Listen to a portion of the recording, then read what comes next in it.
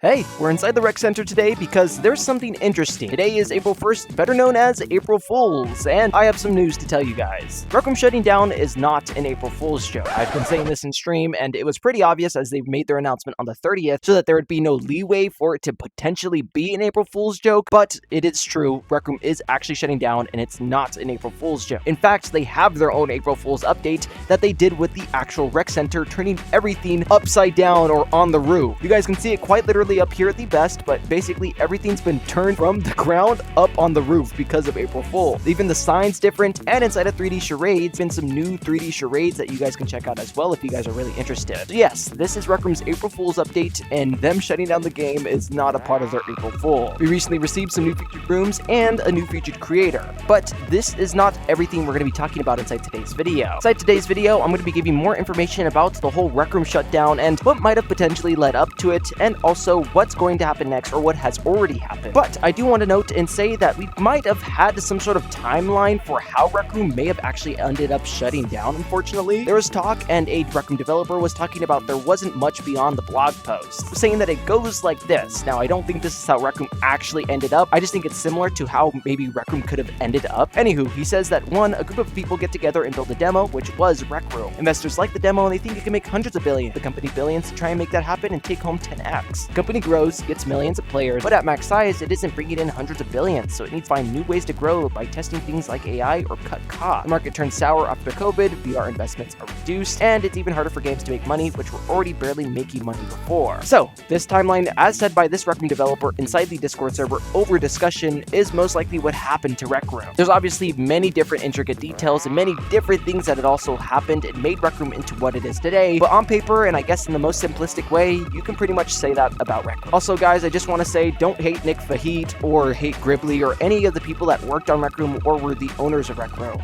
Nick obviously doesn't want to see Rec Room go, as one of the Rec Room developers had said, as he had spent a whole decade building. There's also this little yearbook that people are setting up for Rec Room, where basically people are putting up pictures and also putting up a little tagline to end off graduation. A lot of people are treating Rec Room shutting down as graduation, and basically people are putting in their senior quotes. I will have all the information I talk about inside today's video linked inside the description below. Now, after Rec Room shut down as well, VRChat, one of the biggest social VR hangout spots, had basically made this post saying that they were here and that they weren't going to leave anytime soon. I mean, if you play VRChat and you are interested in VRChat, it's great news to hear. I mean, obviously, it's nice to hear that this game won't be disappearing anytime soon, but after Rec Room's fall off, it really is just kind of like, I don't know, just feel shitty. I don't know how to feel about it, but I'm not big into VRChat, nor do I plan on really being inside of VRChat all too much. I just felt like it was kind of messed up to make that post right after Rec Room shuts down, but maybe it's just because I'm a big Rec Roomian. Let me know what you guys think, and of course, what happens if I told you that someone had actually kind of bought Rec Room? Well, it's true,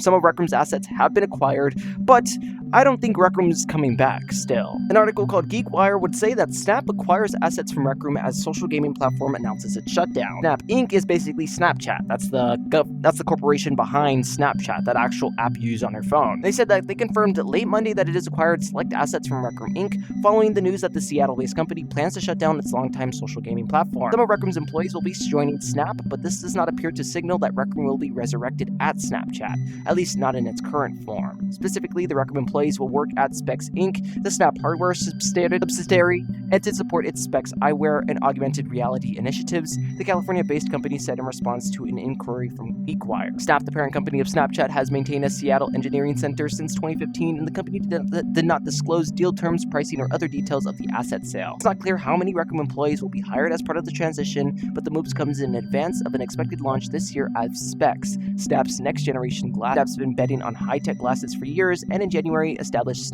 Specs Inc. as a wholly owned subsidiary to focus on Spectacle's Specs hardware business. Snap said it was impressed with Rec Room's team's expertise in building social multiplayer XR experiences, the industry term for virtual reality, augmented reality, and mixed reality technologies, and reached via phone. Nick Fahit, the Rec Room co-founder and CEO, said that he was very proud of the team and thankful to the Rec Room community and excited for what's next. Rec Room surprised the community earlier Monday with the news that it would shut down its platform, saying it had never found a way to make the business sustainably profitable, despite reaching more than 150 million player since it was founded a decade ago. They would then post this little quote from the actual dev blog saying that Rec Room raised $300 million across 6 rounds of funding and was valued at $3.5 billion in 2021, making it part of a select group of Seattle area startups to reach unicorn status. And that was basically all the information and news that we had from GeekWire. So Rec Room was bought, but it's more like some of the assets were seized and some people that were employees of Rec Room just were able to get employed at Snapchat instead. It's still regarding XR and VR and virtual reality and stuff like that because that's what they're trying to do. They're trying to be like Meta glasses or whatever. But unfortunately, that's